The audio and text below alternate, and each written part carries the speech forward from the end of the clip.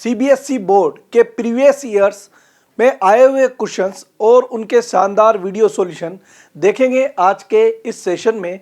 आज के सेशन का चैप्टर है केमिकल काइनेटिक्स, जो कि 12th क्लास एनसीईआरटी का 4th यूनिट है। तो इस चैप्टर को आज हम डिस्कस करेंगे। Welcome to YouTube channel of Vyas edification Kota. We are fastest and latest learning grooving platform. आज के सेशन में हम जो देखने वाले हैं वो है केमिकल काइनेटिक्स के प्रीवियस ईयर सिंस 2016 से जो क्वेश्चंस आए हुए हैं उनके वीडियो सॉल्यूशन देखेंगे। इस वीडियो में क्या होने वाला है गाइस, फर्स्ट है हम देखेंगे कि सिलेबस क्या होगा इस चैप्टर का जो इस साल बोर्ड ने डिसाइड किया है। दूसरा है इंपॉर्टेंट टॉपिक्स, एनसीईआरटी के इंपॉर्टेंट टॉपिक्स क्या होते हैं जहां से क्वेश्चंस आता है।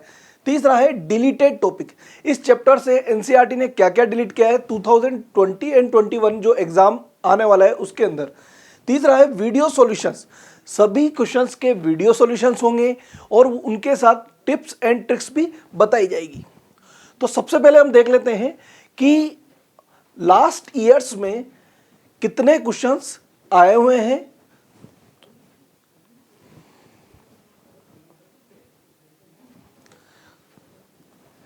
चैप्टर वाइज अगर वेटेज देखा जाए तो 2020 के अंदर हमारे पास नंबर ऑफ क्वेश्चंस कितने थे, 3 क्वेश्चंस आए हैं जो कि 6 मार्क्स के थे।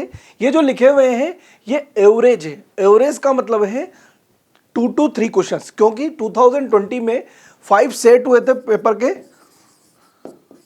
और उनका एवरेज लिखा हुआ है हमने। 3 क्वेश्चंस एवरेज है और उनके मार्क्स है 6 मार्क्स एवरेज मार्क्स है। 2019 में 5 सेट हुए हैं, 3 क्वेश्चंस उनके एवरेज हैं और 5 उनके एवरेज मार्क्स है। इस तरह से 2018 में 2 क्वेश्चंस और 4 मार्क्स का एवरेज है। इस तरह से 2017 के अंदर भी 2 क्वेश्चंस हैं 4 मार्क्स, 2016 में 2 क्वेश्चंस और 5 मार्क्स। अगर सभी का एवरेज देखा जाए तो एवरेज इस चैप्टर से केमिकल काइनेटिक्स से 2 या 3 क्वेश्चंस पर ईयर पूछे जाते हैं। और मार्किंग स्कीम की बात करें तो 5 से 6 मार्क्स का ये चैप्टर बनता है। तो इस चैप्टर का वेटेज है वो है 5 से 6 मार्क्स का, जो एक बड़ा वेटेज है।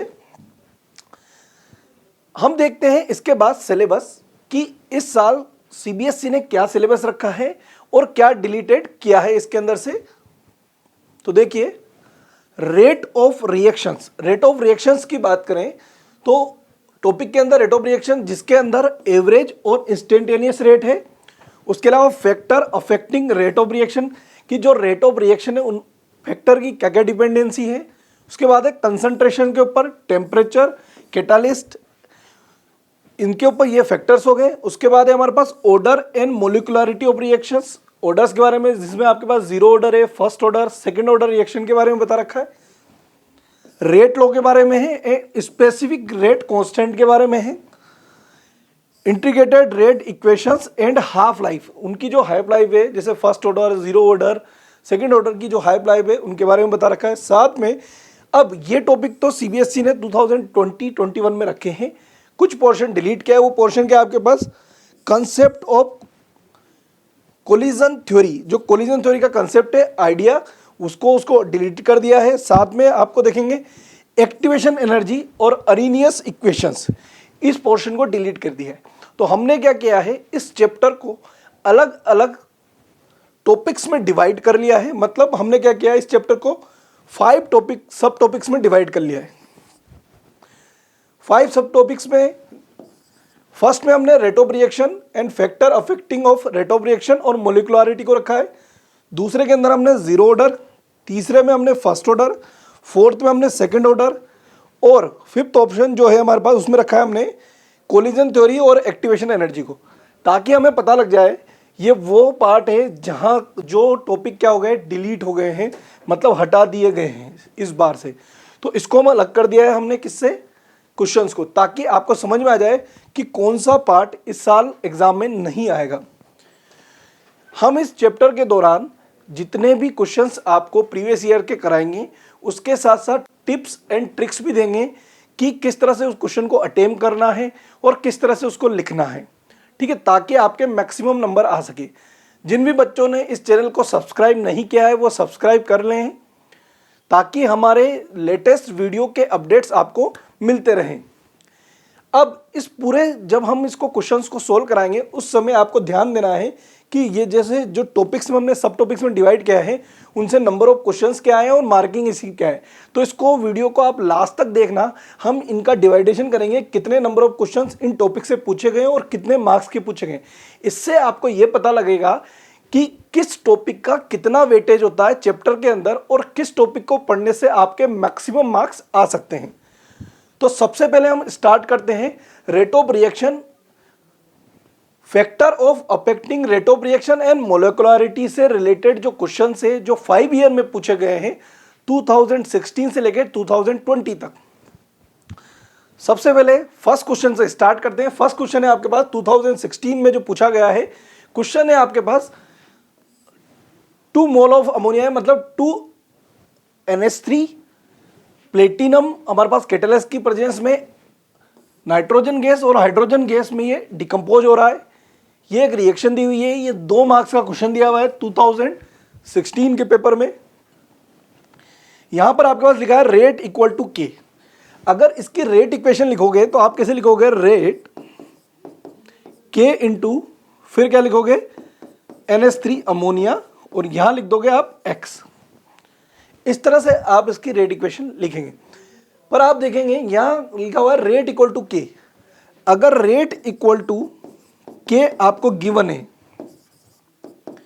इसका क्या मतलब है, इसका मतलब इस पूरे पार्ट की वैल्यू, मतलब यहां लिख लेता हूं मैं, इस पूरे पार्ट की वैल्यू क्या है 1 है। और 1 कब हो सकता है, जब x की वैल्यू क्या हो 0 हो, क्योंकि किसी की भी पावर अगर 0 होगी तो उसकी वैल्यू क्या हो जाएगी 1 हो जाएगी, क्योंकि अमोनिया की कोई ना कोई कंसंट्रेशन तो होगी। अगर उसकी पावर 0 है तो क्या हो जाएगा 1। तो यहाँ x की पावर क्या है 0 और किसी भी कंसंट्रेशन की पावर, रिएक्टेंट की पावर अगर 0 है तो वो उसका ऑर्डर हो जाता है। इसका मतलब यहाँ लिखा है write the order of reaction, तो इसका ऑर्डर क्या हो जाएगा आपके पास 0 ऑर्डर रिएक्शन। दूसरी चीज molecularity of this reaction, molecule कितने काम है। तो आप देखोगे यहां सिर्फ अमोनिया की बात कर रहा है, तो अमोनिया जो है आपके पास एक सिंगल रिएक्टेंट है। इसकी बात करेंगे तो यहां पर कितने मोलिक्यूल है, 1 हो जाएगा। उसके बाद है राइट द यूनिट ऑफ के। अब के की यूनिट लिखनी है तो आप देखोगे जब के की यूनिट लिखी जाएगी तो रेट इक्वल टू, यहां से आप यूनिट को डिराइव कर सकते हैं। तो देखें फाइनल आंसर किस तरह से लिखना है जिससे कि आपके 2 मार्क्स आ जाए। तो देखिए जैसा कि आपको क्वेश्चन पूछा जाता है उसी फ्लो में अगर आप आंसर देंगे तो आपके फुल मार्क्स आने के चांसेस बनते हैं। तो देखिए फर्स्ट क्वेश्चन पूछा गया है write the order and molecularity of this reaction. जैसा कि हमने निकाल ली है, हम सबसे पहले क्या लिखें, वही रेट ऑफ रिएक्शन लिख रहे हैं। रेट इक्वल टू क्या होगा के NH3 की पावर x। अब यहाँ x की वैल्यू आप 0 रख दोगे तो यहाँ NH3 की पावर x जब लिखोगे तो क्या हो जाएगा बेटा, NH3 की पावर 0 लिखोगे तो यहाँ क्या आ जाएगा 1, और 1 आने से यहाँ से क्या निकल के आ जाएगा आपके पास रेट इक्वल टू के, जो कि यहाँ दिया हुआ है। इसका क्या मतलब है, इसका मतलब है x की वैल्यू 0 है तो क्या लिखेंगे, since the rate of reaction is independent upon the concentration of reactant. जिस भी रिएक्शन में रेट ऑफ रिएक्शन उसकी कंसंट्रेशन से इंडिपेंडेंट हो जाएगी तो क्या होगा, it is the 0 order reaction. ये जो इनिशियल कंसंट्रेशन से उससे अलग हो गई है तो ये क्या होगी 0 ऑर्डर रिएक्शन हो गई। दूसरी, number of molecules in involving the reaction is 2। अब देखो NH3 की बात करें यहां पर तो NH3 यहां पर अब सिंगल NH3 है यहां पर, बट इसके कितने मोलिक्यूल हमने काम में लिए हैं 2 मोलिक्यूल। तो हम यहां क्या लेंगे, इसकी मोलिकुलरिटी क्या हो जाएगी 2 हो जाएगी।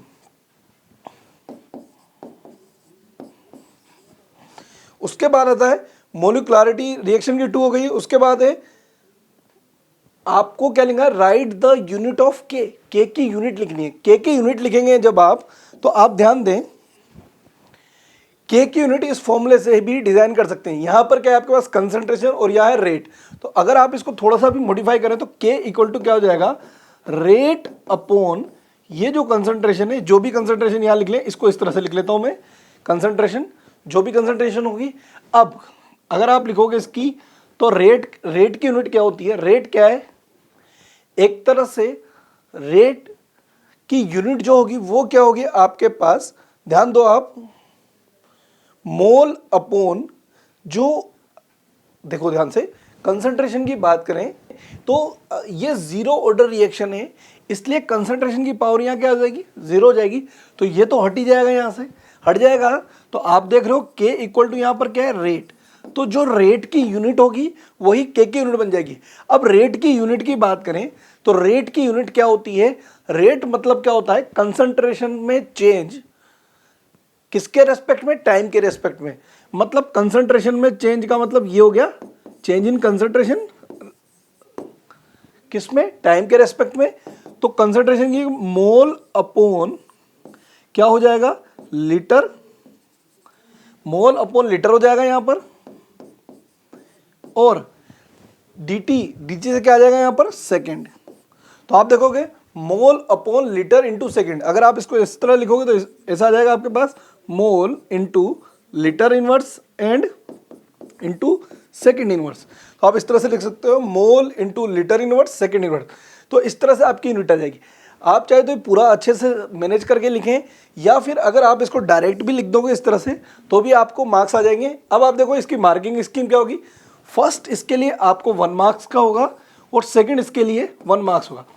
अब 1 मार्क्स अगर होगा तो ऑर्डर ऑफ रिएक्शन के लिए हाफ मार्क्स होगा, और हाफ मार्क्स किसका होगा? मोलिकुलरिटी का। तो आप देख पा रहे होंगे इसमें किस तरह से डिवीजन हो रहा है, मतलब हाफ हाफ प्लस 1, इस तरह से ये पूरा डिवीजन हो रहा है। टोटल हमारे पास कितना है? 2 नंबर का ये क्वेश्चन बनता है।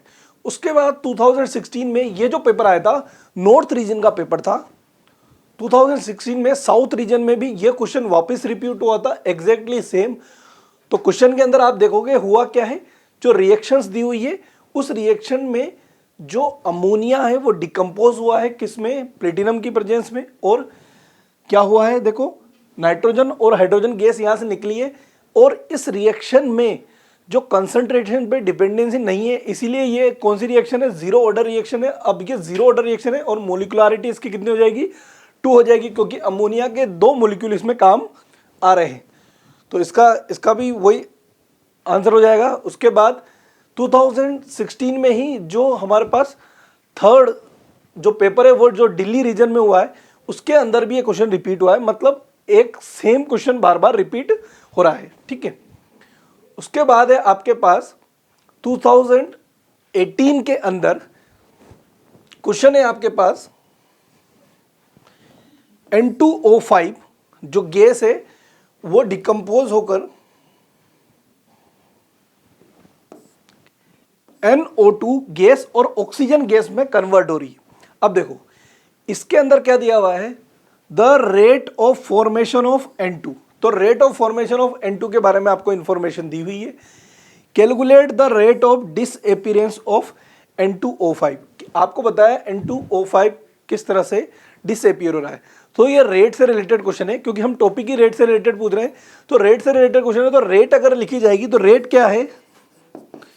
रेट ऑफ रिएक्शन की बात करें तो रेट ऑफ रिएक्शन की बात करें तो आप देखेंगे रेट ऑफ रिएक्शन आप रिएक्टेंट से भी निकाल सकते हैं और प्रोडक्ट से भी, क्योंकि रिएक्टेंट तो टाइम के साथ कंजप्शन होगा, मतलब कंज्यूम हो जाएगा, और प्रोडक्ट टाइम के साथ क्या हो जाएगा? बन जाएगा, मतलब मेकिंग होगी, उसकी फॉर्मेशन होगा। तो जब हम रेट ऑफ रिएक्शन की बात करें तो सबसे पहले जब हम रिएक्टेंट के लिए लिखेंगे तो किस तरह से लिखेंगे कि कंसंट्रेशन में चेंज N2O5 में विद रेस्पेक्ट ऑफ टाइम, ठीक है, ये इसकी रेट हो जाएगी।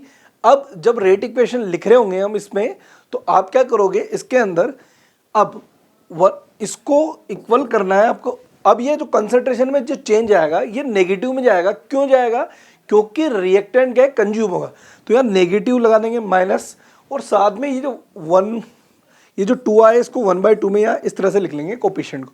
इसके इक्वल में जब रेट ऑफ रिएक्शन लिखेंगे तो इसके लिए 1/4 ये प्लस में होगा, क्योंकि रिएक्टेंट बन रहा है। तो NO2 upon dt equal to क्या हो जाएगा?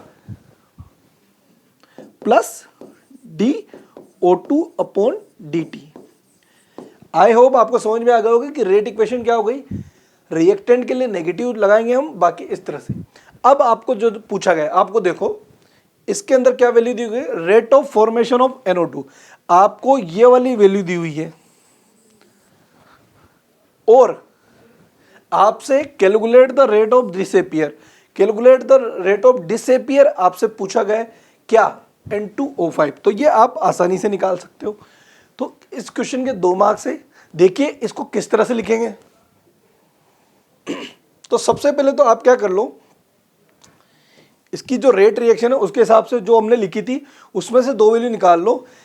NO2 और N2O5 को साथ में ले लेंगे हम, मतलब कहने का मतलब हमारे पास जो थी रेट की, हमारे पास जो रेट इक्वेशन लिखेंगे तो 1/4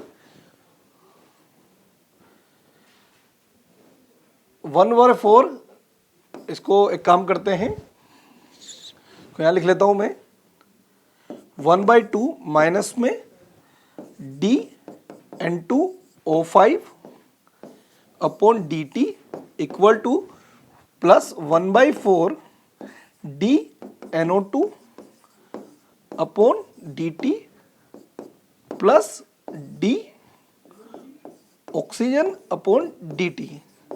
अब आपको जो जो काम में लेना है, जिसकी आपकी जरूरत है, अब जैसे इन दोनों को आप काम में लेकर इससे निकाल सकते हो। तो ये दोनों अपन ने ले लिया, देखो 1/4 आप देख पा रहे होंगे, 1/4 del NO2 upon D T minus 1/2 del N2O5 upon D T, इससे निकाल लेंगे आप।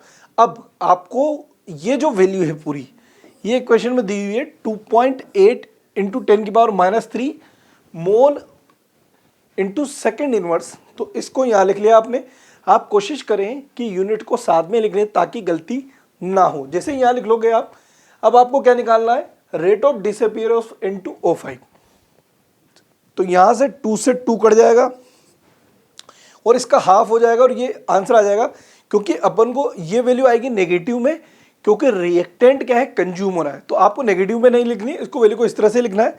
तो आप देखोगे रेट ऑफ डिसअपियरेंस, तो ये आ जाएगी आपके पास ये पूरा, और इसको 2 से डिवाइड कर देंगे अपन, तो 1.4। तो 1.4 इंटू 10⁻³ मोल, मतलब ये एक तरह से मोलेरिटी है, मोलेरिटी अपॉन सेकेंड इनवर्स आ जाएगा।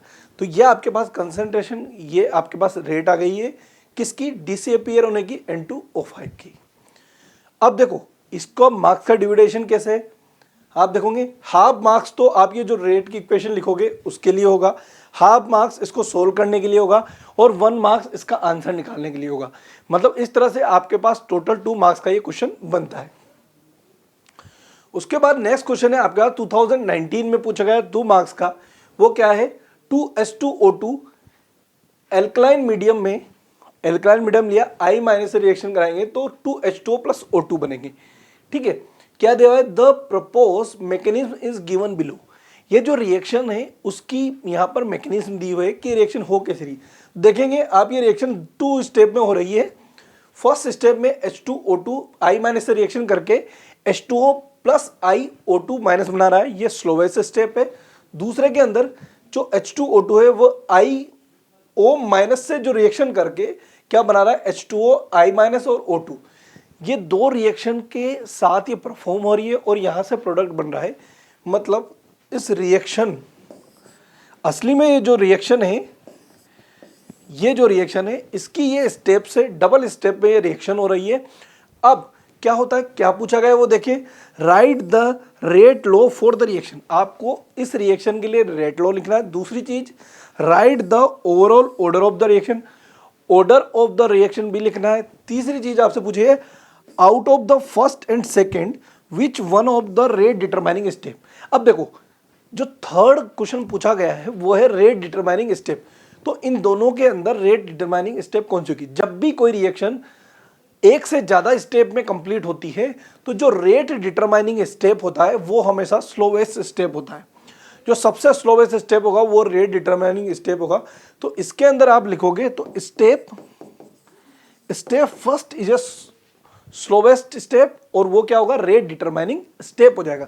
दूसरे की बात करें तो write the overall order of the reaction. अब overall order of the reaction की बात करें तो ये निकालना पड़ेगा, पर जब ऑर्डर ऑफ द रिएक्शन निकालना हो तो ये कहां से निकलेगा, हम रिएक्शन के थ्रू ही निकालेंगे, पर उसके लिए रेट लॉ लिखना पड़ेगा। तो रेट लॉ लिखोगे। अब रेट लॉ भी हम जब भी लिखेंगे तो वो किसके लिए लिखेंगे, वो हम स्लोवेस्ट स्टेप के लिए लिखेंगे, तो इसके लिए लिखेंगे। तो रेट के और इन दोनों को हम लिख डालेंगे। तो इसको कंप्लीटली लिखते कैसे उसको देख लें आप।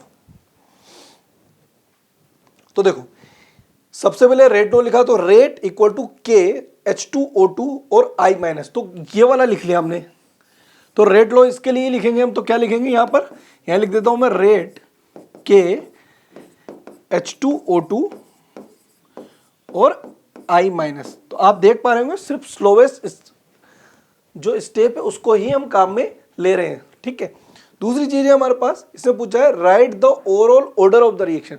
तो overall order of the reaction की बात करेंगे तो जो इनके ऊपर पावर्स होती है वह पावर आपस में ऐड हो जाती है और वो ही क्या होती है हमारा ऑर्डर ऑफ द रिएक्शन। तो इनके ऊपर पावर क्या है 1 1, तो 1 + 1 अगर आप ऐड करोगे तो आपके पास क्या आ जाएगा 2। तो ये आपकी ऑर्डर ऑफ द रिएक्शन होगी। तो इस रिएक्शन का ऑर्डर क्या है 2 है। इसको इस तरह से भी लिखते हैं कि जब हम यहां लिखेंगे तो रेट के अगर कंपैरिजन कराएं तो H2O2 पावर x और I माइनस की पावर y, तो x + y जो हमारे लिए रेट ऑफ रिएक्शन हो जाए ऑर्डर ऑफ रिएक्शन हो जाएगी, वो हमारे पास क्या हो जाएगा 2 हो जाएगा इस तरह से। अब थर्ड क्या है आउट ऑफ, तो इसमें हमने बता ही दिया है कि ये क्या है स्टेप फर्स्ट। तो ये जब ये तीनों लिखेंगे, अब क्या दिया हुआ है आपको 2 मार्क्स आ गए। तो 2 मार्क्स में ये जो फर्स्ट है रेट लो, इसके लिए 1 मार्क्स है, ऑर्डर निकालने के लिए आपके पास हाफ मार्क्स है, और स्टेप फर्स्ट के लिए भी आपके पास हाफ मार्क्स है। तो इस तरह से आपको इसको लिखना है। याद रखना, बोर्ड में बहुत ज़्यादा लिखने से नंबर नहीं मिलते हैं, अच्छा लिखने से नंबर मिलते हैं।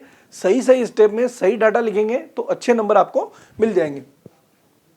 उसके बाद नेक्स्ट चलते हैं अपन, क्वेश्चन 2019 में पूछा गया क्वेश्चन है the following data obtain from the reaction. अब यहाँ पर एक रिएक्शन दी हुई है और यहाँ पर कुछ डाटा दिया हुआ है। डाटा क्या दिया हुआ है उसको देखें आप। एक्सपेरिमेंट क्या हुआ है 1 2 3 4 एक्सपेरिमेंट है। ए और बी की कंसंट्रेशन वैल्यू दी हुई है, साथ में आपको दिया हुआ है कि उससे इनिशियल रेट ऑफ रिएक्शन क्या आती है, अलग अलग कंसंट्रेशन पे उसकी रेट क्या आती है, वो आपको डाटा दिया हुआ है। तो सबसे पहले तो find out the order of the reaction with the respect of A और बी। ए और बी के रेस्पेक्ट में आपको ऑर्डर फाइंड आउट करना है, पहली चीज। दूसरा है write the rate law and overall order of the reaction.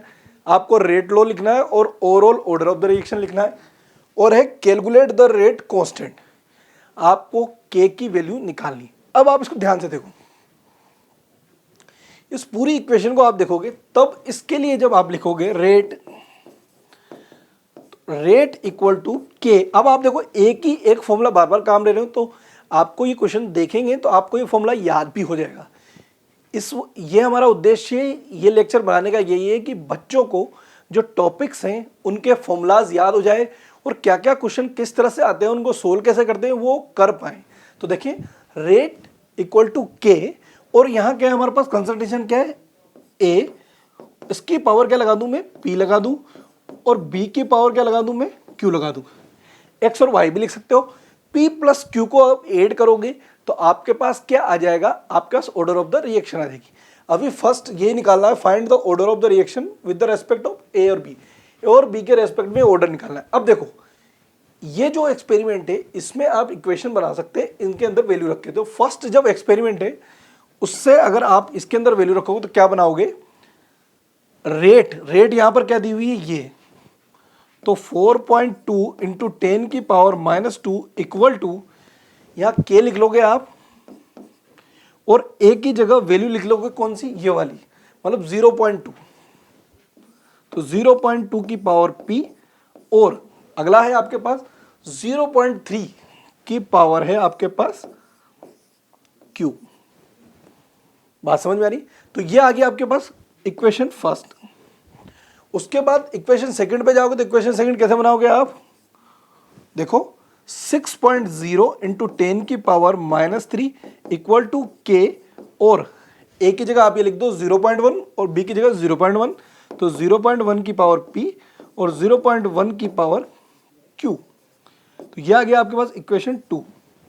उसके बाद चलते हैं अपन इक्वेशन 3 पे। इक्वेशन 3 की बात करें तो आप देखो क्या हो जाएगी इक्वेशन 3, पूरी लिख लें आप। 1.68 इक्वल टू इंटू 10 की पावर -1 इक्वल टू क्या हो जाएगा आपके पास 4 और 3। तो आप लिख लो यहाँ k 0.4 की पावर p एंड 0.3 की पावर q। तो ये हो गया आपके पास इक्वेशन 3। अब आप देखोगे इसी तरह से इक्वेशन 4 भी लिख लेंगे आप। 4 क्या होगी 2.40 इंटू 10 की पावर -2 इक्वल टू k और 0.1 और 0.4। तो 0.1 की पावर p और 0.4 की पावर q, ये हो जाएगी आपके पास इक्वेशन 4। अब ये 4 इक्वेशन आ गई आपको।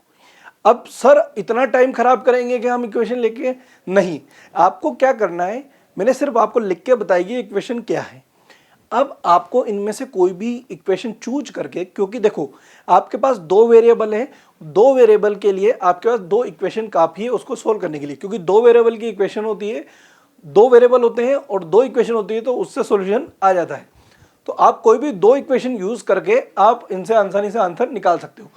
आप चूज ऐसी करें कि एक वेरिएबल की जो वैल्यू है वो कट जाए और एक वेरिएबल बच जाए। तो देखो आप यहां पर इसके अंदर अगर आप ध्यान से देखोगे, जो फर्स्ट इक्वेशन है अगर मैं उसका कॉम्बिनेशन थर्ड इक्वेशन के साथ बनाऊं तो 0.3 और 0.3 वाला वैल्यू कट जाएगा।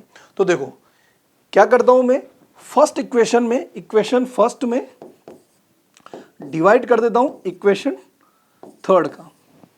तो देखो फर्स्ट इक्वेशन में डिवाइड कर रहा हूं इक्वेशन थर्ड का। तो किस तरह से करेंगे देखना बेटा आप। इक्वेशन फर्स्ट तो 4.2 इंटू 10 की पावर क्या है बेटा -2 और 1.68 इंटू 10 की पावर क्या है -1 इक्वल टू आपके पास हो जाएगा बच्चे के, ऊपर है आपके पास 0.2 की पावर p और 0.3 की पावर q अपॉन आपके पास आ जाएगा k। उसके बाद है आपके पास 0.4 की पावर p और 0.3 की पावर q। अगर आप ध्यान से देखोगे इसको तो यहां पर k से k कट जाएगा, इस पूरे से ये पूरा कट जाएगा, मतलब q की वैल्यू हट गई है यहां से। और अगर इसको भी देखोगे आप तो इससे ये कटेगा तो यहां पर एक पावर हो जाएगी। और ये देखो आप पॉइंट्स और ये हटाओगे तो 2 जीरो ऊपर चली जाएगी, 1 जीरो नीचे चली जाएगी, 1 जीरो ऑलरेडी है, तो ये सारी जीरो आपस में कट जाएगी। तो ऊपर बचेगा 42 अपॉन 168। अब 42 अपॉन 168 को भी अगर आप ब्रेक करोगे तो ये इसका 4 टाइम्स है। तो यहाँ क्या हो गया 1/4 और इधर क्या है 0.2 की पावर p और 0.4 की पावर p। अगर इसको अगले स्टेप में अगर हम लिखते हैं तो किस तरह से लिखेंगे आप देखो 1/4 इक्वल टू क्या हो जाएगा, इसको एक साथ लिखता हूं। अब देखो 0.2 अपॉन 0.4 की पावर एक जैसी पावर है तो हम इसको ऐसे इस तरह लिख सकते हैं। अब देखो ये यहां से कट जाएगा, तो इसको काटोगे आप 2 टाइम्स तो 1/2 की पावर p हो जाएगा। इस पूरे को मैं यहां लिख लेता हूं ऊपर। तो 1/4 को आप इस तरह से लिख सकते हो 2 और 1/2 की पावर p। ध्यान से देखो हमने क्या 1/4 जो है उसको 1/2 की पावर 2 लिख लिया है और 1/2 की पावर p इस तरह से लिखा है। ऐसा क्यों लिखा है, क्योंकि ये देखो बेस सेम है तो पावर भी क्या हो जाएगी सेम हो जाएगी। तो देखो पावर कैसे हो जाएगी, तो p इक्वल टू क्या आ जाएगा आपके पास 2 आ जाएगा। तो ये p की वैल्यू तो आपके पास आ गई है 2, मतलब a का ऑर्डर तो आपने निकाल लिया है 2। इसी तरह से आप कोई भी 2 इक्वेशन और चूज करके दूसरा ऑर्डर भी आप निकाल सकते हो। तो देखो कि कोई ऐसा ऑर्डर चुनो जिससे कि आपकी p की वैल्यू कट जाए। तो देखो इसके अंदर आप अगर देख रहे होंगे तो रिएक्शन 2 और रिएक्शन 4 की बात करें तो देखो इसको ध्यान से देखो, रिएक्शन 2 और 4, रिएक्शन 2 और 4 को जब डिवाइड करेंगे अपन तो क्या आ जाएगा, देखो मैं यहां लिख देता हूं 6.0 इंटू 10 की पावर -3 है बच्चे, अपॉन है नीचे क्या है 2.40। मतलब क्या कर रहे हैं हम, इक्वेशन क्या आपके पास 2 को हम किससे डिवाइड कर रहे हैं, 4 से। इक्वेशन 2 डिवाइडेड बाय इक्वेशन 4, तो आप समझ जाएंगे इसको। जैसे आप इसको करोगे नेक्स्ट क्या आ जाएगा आपके पास, ये जो है k से k कट जाएगा, 0.1 की पावर p से 0.1 की पावर p कट जाएगा, मतलब ये वैल्यू आपस में कट जाएगी। और 0.1 अपॉन 0.4 इसकी पावर q है, तो इनको एक साथ लिख देता हूँ, तो 0.1 से पॉइंट कट जाएगा, तो 1/4 लिख देता हूँ कि पावर q। आई होप आपको समझ में आ गया वो ये चीज़। 0.1 0.4 था, तो पॉइंट से पॉइंट कट जाएगा। अब यहाँ जब आप सोल्व करोगे तो बहुत आसान है इसको सोल्व करना। देखो 0.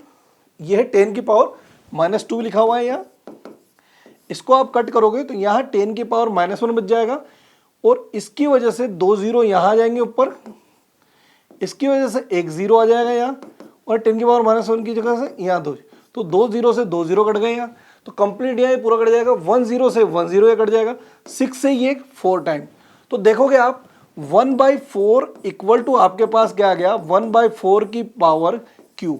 तो आप देखोगे तो यहाँ q इक्वल टू क्या आ जाएगा आपके पास 1। तो दूसरी वैल्यू q की वैल्यू क्या आ गया आपके पास 1। तो ऑर्डर की बात करें तो find the order of the reaction in respect of a और b, तो a के रेस्पेक्ट में ऑर्डर 2 आ जाएगा और b के रेस्पेक्ट में ऑर्डर क्या आ जाएगा 1 आ जाएगा। तो आप p की जगह 2 लिख सकते हो और b की जगह 1 लिख सकते हो। तो देखिए इसको लिखेंगे कैसे, तो देखिए रिएक्शन रेट ऐसे लेंगे k इंटू a की पावर p और b की पावर q, और order with the respect of a की जगह क्या लिख लेंगे 2 और b की जगह 1, जो कि मैंने आपको निकाल के बताया। अब a की जगह का मतलब क्या है, यहां अगर रेट की बात करें तो रेट रिएक्शन लिखोगे तो कैसे लिखोगे, k a की पावर 2 और b की पावर क्या आ जाएगा यहाँ 1, इस तरह से। आई होप आपको समझ में आ गया होगा। इस तरह से लिखोगे तो आपको हाफ एंड हाफ मार्क्स इससे मिल जाएंगे। तो टोटल कितना होगा 1 मार्क्स का हो गया ये फर्स्ट वाला। सेकंड वाले के अंदर ये जो रेट है ये से लिख दी ओवरऑल ऑर्डर की बात करें तो यहाँ जो है 2 + 1 इनको जोड़ोगे तो 3 आ जाएगा, तो ओवरऑल ऑर्डर इस रिएक्शन का कितना हो जाएगा 3 हो जाएगा। थर्ड क्वेश्चन में आपको पूछा गया है कि k की वैल्यू कैसे निकालनी। अब आप देखो कोई सी भी इक्वेशन ले लो, आपके पास उसकी पावर p और q की वैल्यू आ गई है, अगर आप उन वैल्यू को रख दोगे तो सीधा k की वैल्यू आ जाएगी। तो देखो इसमें लिखा रखा है, देखो एक्सपेरिमेंट फर्स्ट से 4.2 इंटू 10 की पावर -2 k 0.2, अब यहाँ p था, p की जगह 2 रख दिया, इसकी जगह 1 रख दिया, ये वैल्यू रख दी। अब इनको जब सोल्व करेंगे तो यहाँ से सोल्व करने पर k की वैल्यू क्या आ जाएगी 3.5 आ जाएगी। समझ रहे आप। इसी तरह से एक्सपेरिमेंट 2 लिया तो वहाँ पर भी k की वैल्यू निकाल लिया आपने। तो देखो इस तरह से आपको k की वैल्यू निकाल लेनी है और आसानी से k की वैल्यू क्या हो जाएगी निकल जाएगी आपकी, और यहाँ से भी क्या हो जाएगा आपका 1 मार्क्स आ जाएगा। आई होप आपको ये समझ में आ गया होगा किस तरह से इस क्वेश्चन को करना है और लिखना किस तरह से। नेक्स्ट चलते हैं 2019 में एक और क्वेश्चन आया है, define the order of the reaction. अब इतनी देर से हम ऑर्डर ऑफ रिएक्शन के ही क्वेश्चन कर रहे हैं, मतलब ऑर्डर को किस तरह से निकालना है। तो आप आसानी से निकाल सकते हैं कि ऑर्डर क्या होगा। पहली चीज तो डिफाइन भी कर सकते हैं, क्योंकि जो रेट लो लिखा जाता है तो कंसंट्रेशन के ऊपर जो पावर्स होती है उनको अगर ऐड कर दिया जाए तो वही क्या होता है उसका ऑर्डर ऑफ रिएक्शन होता है। How does the order of reaction differ from the molecularity. ये मोलिकुलरिटी से डिफरेंट क्यों है, क्योंकि देखो ऑर्डर ऑफ रिएक्शन एक एक्सपेरिमेंटल डाटा है, एक्सपेरिमेंट करने से आता है, जबकि मोलिकुलरिटी आप जितने भी मोलिक्यूल पार्टिसिपेट कर रहे हैं रिएक्शन में बस उनको बता देते हो, वो उसकी मोलिकुलरिटी हो जाती है। दूसरा है the first order reaction is 50% complete in 25 minutes. अब फर्स्ट ऑर्डर रिएक्शन 50% कंप्लीट हो जाती है, मतलब हाफ टाइम दे रखा है उसका कितना 25 minutes. Calculate the time of 80%। तो आप पहली इक्वेशन के अंदर टाइम दे रखा है आपको, तो उसका k की वैल्यू निकाल लो। दूसरी इक्वेशन में आप उस k की वैल्यू को पुट कर दो और वहां से टाइम निकाल लो। तो देखो किस तरह से करेंगे इन क्वेश्चंस को। फर्स्ट क्वेश्चन जो है आपका, जो 2 पार्ट है इसके, जो फर्स्ट पार्ट है उसके अंदर क्या था हमारे पास, ऑर्डर ऑफ द रिएक्शन की डेफिनेशन करनी। तो क्या है, it is the sum of the power of to which the concentration term are raise in the rate of reaction. जो रेट लो रिएक्शन से, जैसे रेट लो इक्वेशन जो लिखते हैं हम, वो कैसे लिखते हैं, जैसे रेट के, और जैसे यहां पर कोई भी रिएक्टेंट है A उसकी पावर x, कोई रिएक्टेंट है B उसकी पावर y। तो जो x और y है, तो ऑर्डर ऑफ द रिएक्शन क्या होता है, x प्लस वाई को ऐड कर दिया। तो यही बोल रहा है, देखो उसको, the order of the reaction it is the sum power to which the concentration terms are raise in the rate law equation. तो रेट लॉ इक्वेशन में जो x और y की वैल्यू को अगर हम ऐड कर दें तो वो हमारे पास क्या आ जाएगा, ऑर्डर ऑफ रिएक्शन आ जाएगा। नेक्स्ट है, order of reaction is applicable for the complex reaction but molecularity has no meaning for the complex reaction. अब इसका क्या मतलब है, देखो order of the reaction, complex reaction मतलब जो एक से ज्यादा स्टेप में रिएक्शन होती है उनको कॉम्प्लेक्स रिएक्शन बोला जाता है। तो एक से ज्यादा स्टेप में रिएक्शन में जो होगी वहां पर ऑर्डर ऑफ रिएक्शन निकाल सकते हैं, पर मोलिकुलरिटी वहां निकालना मुश्किल है क्योंकि वहां स्टेप ही अलग अलग होती है। तो पर्टिकुलरली इक्वेशन के लिए हम मोलिकुलरिटी के बारे में नहीं बता सकते, हाँ उसकी अलग अलग स्टेप है उसकी मोलिकुलरिटी के बारे में बता सकते हैं। ठीक है, सेकंड जो क्वेश्चन है वो सेकंड क्वेश्चन था आपका कि 50% रिएक्शन कंप्लीट हो गई 25 मिनट्स में, तो 80% कितने टाइम में होगी। तो देखो आप रिएक्शन को कैसे करना है, सबसे पहले फर्स्ट ऑर्डर काइनेटिक है, तो क्या लिखा हुआ है, K इक्वल टू फॉर्मूला है आपके पास 2.303 upon T log R0 upon RT। RT का मतलब क्या है, टी टाइम पर मतलब 25 मिनट पर, टी टाइम 25 मिनट है कि उसको कितनी कंसंट्रेशन रह गई है, याद रखना कितनी कंसंट्रेशन बची है उसके बारे में लिखना होता है। तो देखिए आप देखोगे फर्स्ट इक्वेशन के अंदर R0 जो है हमारे पास वो हमारे पास हो जाएगा 100, हमने मान लिया 100% थी इक्वेशन, और अब RT जो होगा हमारे पास वो कितना हो गया, 50% कंज्यूम हो गया, तो मतलब क्या आ जाएगा यहाँ 50 आ जाएगा। आई होप आपको ये बात समझ में आ गई होगी। और कितने टाइम में हुआ है, तो T इक्वल टू है यहाँ पर 25 मिनट। तो इन सब वैल्यू को फर्स्ट इक्वेशन रख दोगे, इक्वेशन लिखने का आपको हाफ मार्क्स है, फिर आप यहाँ लिखोगे गिवन डाटा और ये डाटा इसके अंदर पुट कर दोगे। जैसे वैल्यू आप पुट करोगे, देखो टी की जगह आप 25 मिनट लिख दिया, यहाँ R0 की जगह 100 और RT की जगह आपने 50 लिख दिया, तो इस तरह से ये इससे 2 टाइम्स कट जाएगा, समझ में आ रहा है, और 25 और इस तरह जाएगा। तो log 2 की वैल्यू आप कोशिश करें जो log 2 या log 3 या log 5 इनकी वैल्यूज को आप याद कर लें, काफ़ी आसान हो जाता है एग्जाम में इनसे क्वेश्चन करना। वैसे तो क्वेश्चन के अंदर दे देगा वो, पर फिर भी आप याद रखें तो रख लें। तो log 2 की वैल्यू को आप रख दें और इस सबसे मल्टीप्लाई कर देंगे तो आंसर क्या आ जाएगा आपके पास, K 0.0277 पर मिनट का मिनट इनवर्स आ जाएगा आपके पास। तो ये आपके पास पूरा जब देखोगे आप, तो ये आपके पास 1.5 मार्क्स का है। 1.5 मार्क्स का मतलब हो गया हाफ मार्क्स तो फॉर्मूला के और 1 मार्क्स आपको सोल्व करना है और आंसर निकालना है। तो सोल्व करना और आंसर निकालना दोनों के आपके पास 1 मार्क्स थे, तो 1 मार्क्स आपका एक तरह से क्या होगा, वैल्यूज पुट करना और साथ में आंसर निकालना, दोनों का मिला के। उसके बाद है आपके पास यही रिएक्शन अगर 80% कंप्लीट करनी है तो टी, देखो यहाँ टी को इधर ले आए और के को इधर ले गए, तो टी 80% 2.303 अपॉन के log R0 upon RT, same की सेम इक्वेशन होगी, हाफ मार्क्स आ जाएगा, बस वैल्यू को इधर उधर करना है। अब हम यहाँ देखो R0 की वैल्यू की बात करें हम, तो आपके पास 100 है। अब RT की बात करें आपके पास, तो आप देखोगे कितने परसेंट कंप्लीट हो चुकी है रिएक्शन, 80% की बात कर रहा है, तो 80% के लिए टाइम निकालेंगे, तो 100 माइनस 80, तो कितना बच गया यहाँ 20। याद रखना यहाँ रेस्ट अमाउंट की बात कर रहा है जो कंसंट्रेशन कंप्लीट होने के बाद है, तो यहाँ क्या 100 अपॉन 20 आ जाएगा। इसी तरह से के की वैल्यू यहाँ जो निकाली वो के की वैल्यू रख देंगे। अब देखो यहाँ 20 से ये 5 टाइम, तो log 5 यहाँ आ जाएगा, तो log 5 की वैल्यू यहाँ काम में ले लेंगे और डायरेक्ट ये आंसर निकाल लेंगे। तो इस तरह से ये पूरा क्वेश्चन हो जाएगा। आप देखोगे ऊपर वाला जो है वो 2 मार्क्स का हो गया और नीचे वाला जो है वो कितना हो गया आपका 3 मार्क्स है, जिसमें 1.5 मार्क्स ऊपर वाले गए, 1.5 मार्क्स नीचे वाले गए। इस तरह से पूरा सेग्रीगेशन होता है किसका, बोर्ड के एग्जाम के क्वेश्चंस का। आपको इस मार्किंग स्कीम के हिसाब से अगर क्वेश्चंस करोगे या अटेम्प्ट करोगे तो आपके ज़्यादा से ज़्यादा अच्छे मार्क्स आएंगे। नेक्स्ट क्वेश्चन पे चलते हैं अपन। अब आप देखो इस क्वेश्चन के कई बार तो क्या था, क्वेश्चन के लास्ट में ही यहाँ पर log की वैल्यू दे देता है, पर अगर नहीं दी हुई है तो आपको निकालनी पड़ेगी। log टेबल हो सकता है कई बार अवेलेबिलिटी होती है तो वहाँ प्रोवाइड करा देते हैं, नहीं तो अगर लिखा हुआ नहीं होता तो वैल्यू दे देगा। पर आप कोशिश करें log 2, log 3, log 5 इनकी वैल्यू आप याद कर लें। उसके बाद चलते हैं 15 number question. The reaction between A and B is a first order reaction with the respect of ए।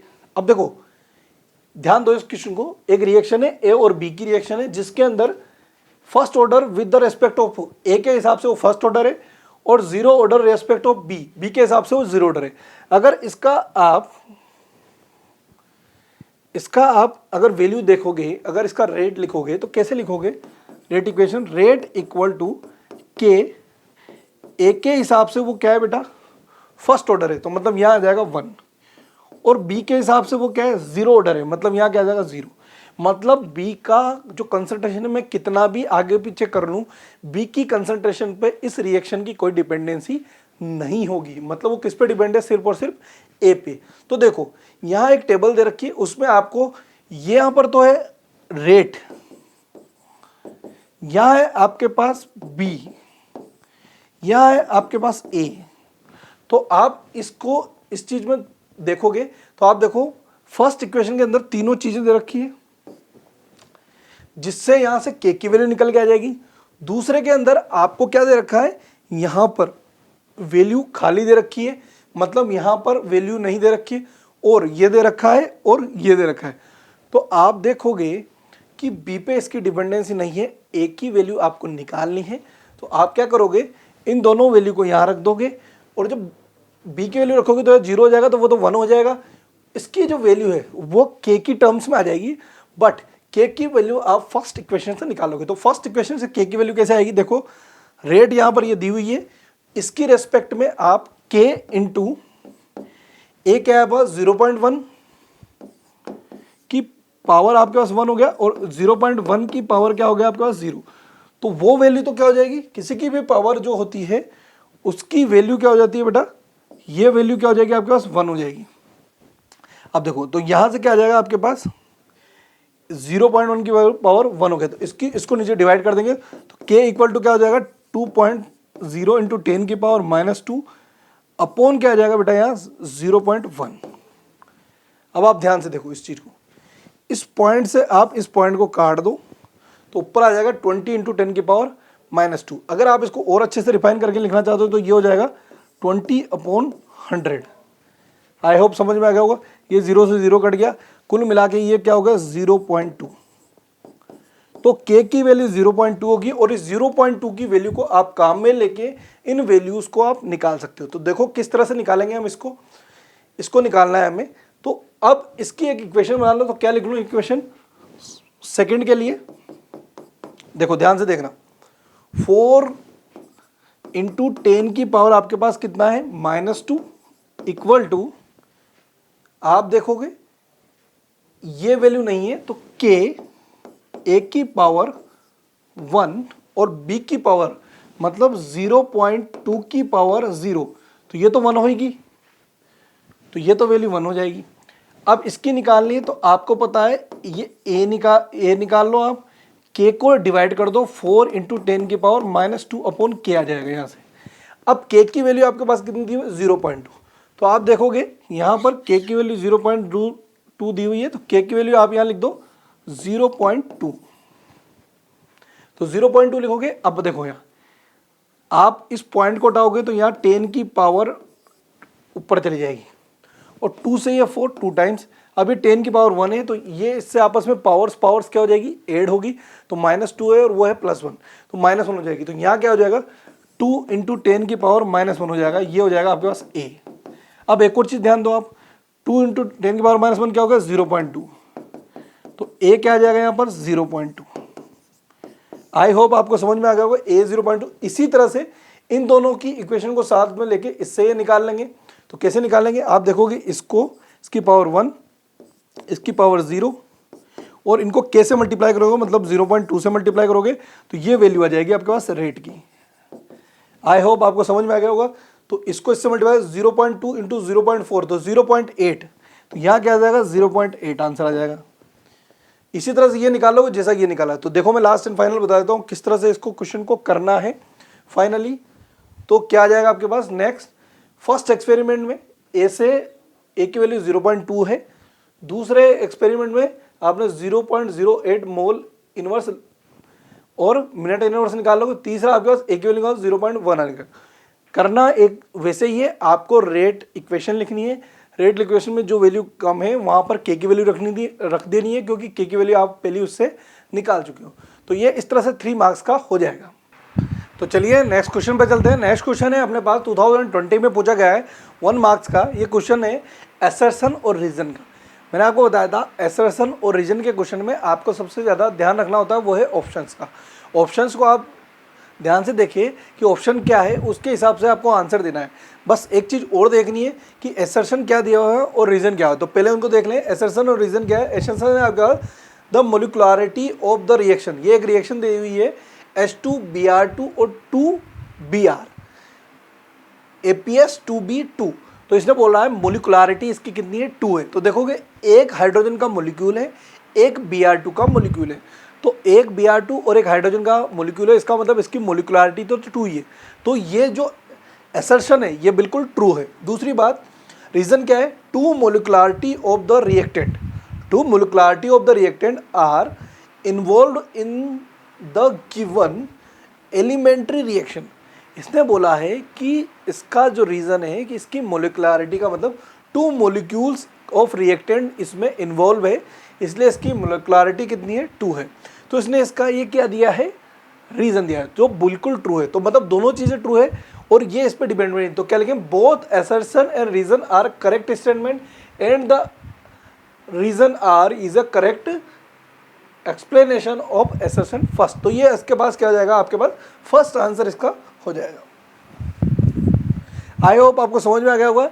ये क्वेश्चंस आपके 20 से 30 सेकंड्स में हो जाएंगे, क्योंकि इसमें आपको बहुत कुछ लिखना नहीं है, याद रखना। पर क्वेश्चंस का आंसर जब आप कॉपी में लिखें तो आप प्रॉपर आंसर डालकर कि भाई कौन से, जैसे 20 नंबर का आंसर है और क्वेश्चन नंबर के अंदर जब कॉपी में जब क्वेश्चन लिख रहे हैं उनके आंसर लिख रहे हैं तो आपको आंसर 20 और उसका क्या होगा, फर्स्ट आंसर लिख दे। कोशिश करें अगर ये पूरी लाइन लिख सकें तो ये लाइन भी पूरी लिख दें यहाँ पर। तो चलिए बच्चों, नेक्स्ट क्वेश्चन है आपके पास 2020 में आया हुआ है, A reaction is a first order with respect of A as well as with respect of P. एक रिएक्शन है जिसमें 2 रिएक्टेंट है ए और बी, ए के रेस्पेक्ट में भी वो फर्स्ट ऑर्डर है, बी के रेस्पेक्ट में भी वो फर्स्ट ऑर्डर है। गिव द रेट लो, उस पर रेट लो देना है। तो देखो यहाँ पर अगर रेट लो की बात करेंगे तो क्या हो जाएगा आपके पास, रेट इक्वल टू के, और ए के हिसाब से वो फर्स्ट ऑर्डर है और बी के हिसाब से भी वो क्या होगी, फर्स्ट ऑर्डर है। तो इसको क्या लिख लोगे, के और ए और बी आ जाएगा। आई होप आपको समझ में आ गया होगा कि किस तरह से रिएक्शन लिखनी। तो ये रिएक्शन होगी। फिर उसके बाद नेक्स्ट है आपके पास, तो ये 2 मार्क्स का है, तो ये रेटो लिख दिया, तो ये यहाँ लिखा गया। फिर है also give the 1 point difference between the average और इंस्टेंटेनियस रेट। एवरेज और इंस्टेंटेनियस रेट के बीच में डिफरेंस लिखना है। तो एक थ्योरेटी का एक टॉपिक है, तो उसके बीच में डिफरेंस निकला है। अब आप देखो, जैसे कि आप बाइक चला रहे होते हैं, तो बाइक जब चला रहे होते हैं तब मान लो आपको, मैं इसको फिजिकल के थ्रू समझाता हूँ। देखो पॉइंट ए है, से पॉइंट बी पर जाना है आपको, ए पॉइंट से बी पॉइंट तक जाना है आपको।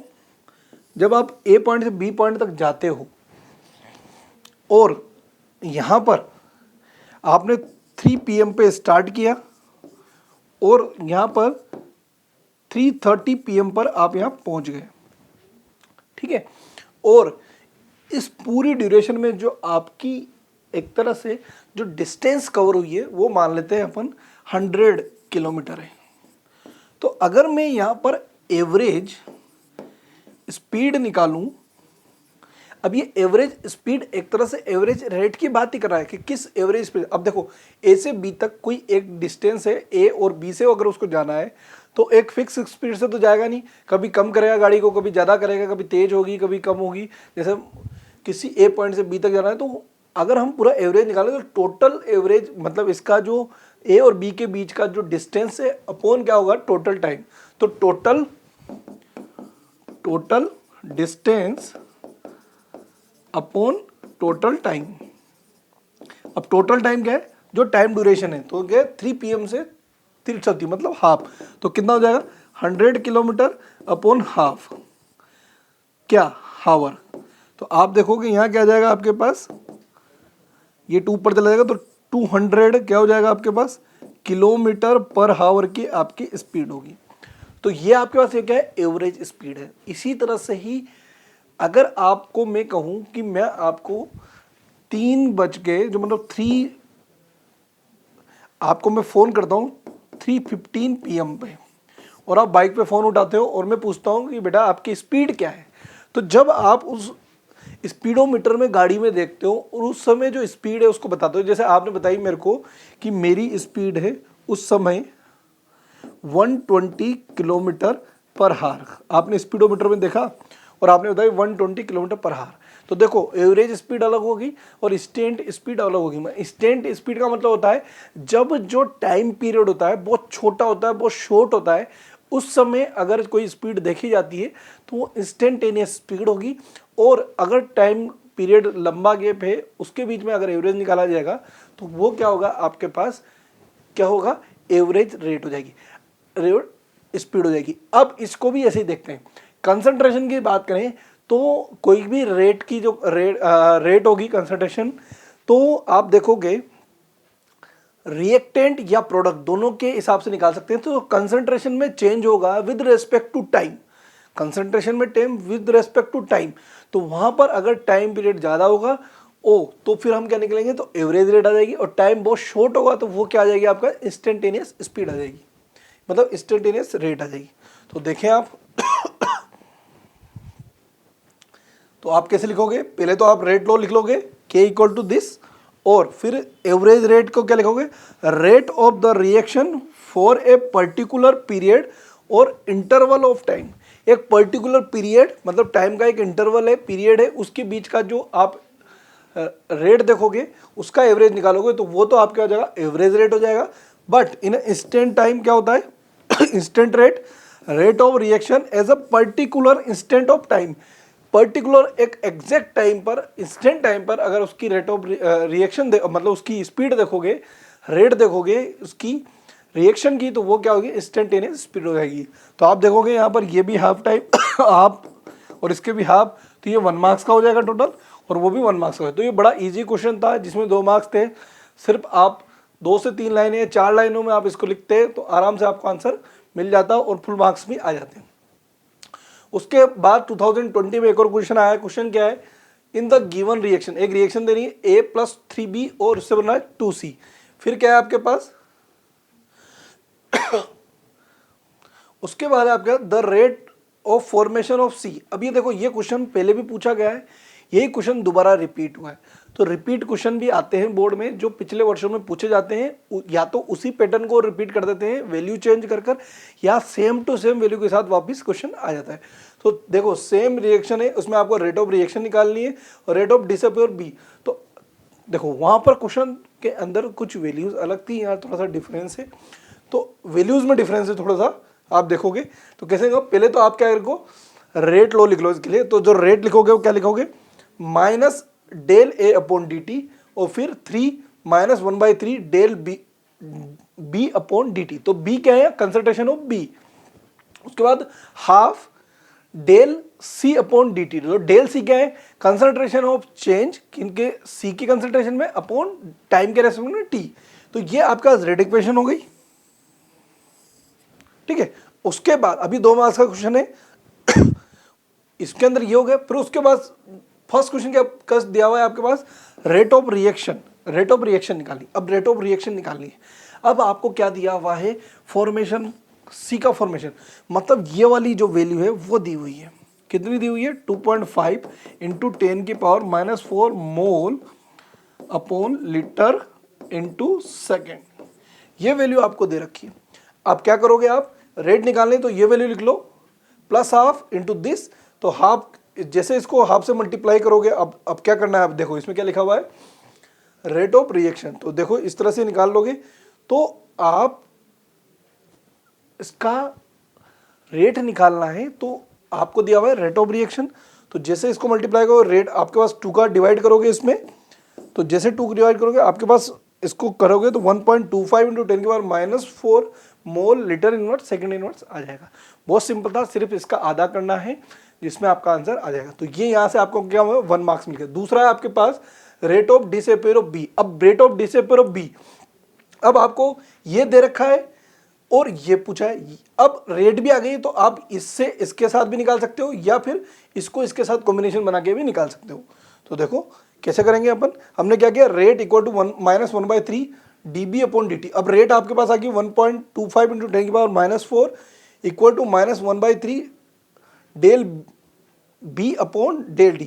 अब देखो 3 से इधर मल्टीप्लाई कर देंगे। देखो मैंने आपको पहले ही बताया था माइनस का कोई रोल नहीं है, माइनस का सिर्फ इतना सा रोल है कि वो ये बता रहा है कि ये रिएक्टेंट है, और प्लस का मतलब ये बता रहा है वो प्रोडक्ट है, क्योंकि माइनस का मतलब उसकी कंसंट्रेशन धीरे धीरे टाइम के रेस्पेक्ट में कम होती चली जाएगी। ठीक है, तो यहाँ से -dB/dt की वैल्यू क्या आ जाएगी लास्ट में, 3.75 × 10⁻⁻4 मोल लीटर इनवर्स सेकंड इनवर्स। अब ये पूरा भी क्या हो जाएगा आपके पास 1 मार्क्स का। तो इस तरह से ये 2 मार्क्स का क्वेश्चन हो गया। फर्स्ट में आपने रेट ऑफ रिएक्शन निकाल ली किसके रेस्पेक्ट में, सी से, और फिर रेट ऑफ रिएक्शन से आपने बी को निकाल लिया। तो इस तरह से आपके पास दोनों के पास 1 मार्क्स आ जाएंगे आपके पास। अब 1 मार्क्स में भी आप देख रहे हो सेग्रीगेशन फॉर्मूला लिखने का हाफ मार्क्स है, मतलब जिसमें वैल्यू पुट करनी है, दूसरा आपको सोल्व करने का हाफ मार्क्स है। उसके बाद चलते हैं 2020 में क्वेश्चन आया 1 मार्क्स का, जिसमें एसर्शन के बारे में, एसर्शन का और रीजन का क्वेश्चन था। ये बड़ा सिंपल क्वेश्चन है, ध्यान दें आप इसको। क्वेश्चन क्या है आपके पास, एसर्शन दिया हुआ है hydrolysis of an ester following first order kinetics. इसको इसने बताया कि जो हाइड्रोलाइसिस ऑफ एस्टर है, एस्टर का जब हाइड्रोलाइसिस करोगे तो ये एस्टर है RCOOR, एस्टर को ऐसे लिखते हैं, आप ध्यान दोगे तो ये हमारे पास एस्टर हो गया R, ये हमारा एस्टर हो गया RCOR, तो ये हमारा एस्टर हो गया। एस्टर का हाइड्रोलाइसिस करेंगे, हाइड्रोलाइसिस का मतलब जब भी हाइड्रोलाइसिस की बात में वाटर में उसको डाल रहे हैं, मतलब जैसे वाटर को इसमें डालेंगे, हाइड्रोलाइसिस का मतलब ये होता है। तो जैसे डालेंगे H+ आयन की प्रेजेंस में, एसिडिक प्रेजेंस में इसका रिएक्शन कराएंगे तो क्या बन जाएगा ROOH, मतलब ये क्या बन गया है आपके पास कार्बोक्सिलिक एसिड RCOH, ये कार्बोक्सिलिक एसिड बन गया है, प्लस यहाँ से एल्कोहल ROH भी बन जाएगा। तो आप देखेंगे 2 प्रोडक्ट आ गए हैं इसके बाद। पर यहाँ होता क्या है कि ये जो H2O है, अगर मैं इसकी रेट ऑफ रिएक्शन लिखूं तो रेट ऑफ रिएक्शन कैसे लिखूंगा, R rate equal to K, और फिर क्या लिखूंगा RCOR डैश और H2। अब क्या होता है, ये जो H2O यहाँ पर H2O एक्सेस में लिया जाता है, और जब ये एक्सेस में लिया जाता है तो इसके अंदर कंसंट्रेशन में ज़्यादा चेंजेस नहीं आते हैं। ज़्यादा चेंजेस नहीं आते हैं मतलब कंसंट्रेशन सेम रहती है। तो इसको अगर हम हटा भी देंगे ना तो कोई फ़र्क नहीं पड़ेगा, मतलब यहाँ से हम इसको क्या करेंगे, हटा देंगे, और यहाँ सिर्फ ये रह जाएगा। तो आई होप आपको समझ में आ गया होगा। वो क्या हो गया आपके लिए, कंसंट्रेशन में उसमें चेंजेस नहीं आ रहे इसलिए उसको हटा दिया, उसकी रेट से उसका कोई लेना देना नहीं है, इस तरह से ही हट जाएगा। अब आप देखो इसका क्या है, concentration of a water remain nearly constant during the course of the reaction। पूरी रिएक्शन के दौरान वाटर का जो कंसंट्रेशन है वो क्या रह रहा है, कांस्टेंट रह रहा है, क्योंकि आपने जो वाटर लिया है वो एक्सेस में लिया है। जब वाटर एक्सेस में होगा तो उसकी कंसंट्रेशन में ज़्यादा चेंजेस नहीं आएगा, और ये फर्स्ट ऑर्डर काइनेटिक्स हो जाएगी। तो ये इसका ही रीज़न है। तो ये असर्शन भी राइट है और रीज़न भी राइट है। तो आपके पास क्या आ जाएगा, इसका आंसर ए आ जाएगा फर्स्ट। आई होप आपको समझ में आ गया होगा। ठीक है, नेक्स्ट चलते हैं अपन। हम आपके लिए लाए हैं REV क्या है, रिवाइज एफिशिएंसी विद व्यास। आप रिवाइज क्या करना है, रिवाइज करना है आपको 10th और 12th बोर्ड, जो बोर्ड में जो आपके इंपॉर्टेंट टॉपिक्स हैं, ट्रिक्स हैं, उस चैप्टर को हम रिवाइज करेंगे इसके हिसाब से। और ये कब लॉन्च हो रहा है, आप ये लाया आपके लिए हम 14 जनवरी से ये लॉन्च हो रहा है। इसके अंदर क्या क्या होगा, फर्स्ट तो हम करेंगे यहाँ पर quick revision of the NCERT topics. Quick revision करेंगे एनसीईआरटी टॉपिक्स का। किस तरह से करेंगे हम क्या करेंगे, हम लेंगे इंपॉर्टेंट थ्योरीज, एग्जाम्पल लेंगे, कुछ प्रूफ्स लेंगे, फॉर्मूलाज लेंगे जो एग्जाम पॉइंट ऑफ व्यू से आते हैं। उसके अलावा हम क्या देंगे आपको इसमें, हम आपको देंगे इसमें 5 गेस पेपर। 5 गेस पेपर में जो नए पैटर्न पे बेस्ड है, मतलब 2021 के हिसाब से जो नए पैटर्न में 2020-21 के हिसाब से जो नए पेपर है उससे बेस पर हम 5 गेस पेपर आपको देंगे फ्री ऑफ कॉस्ट।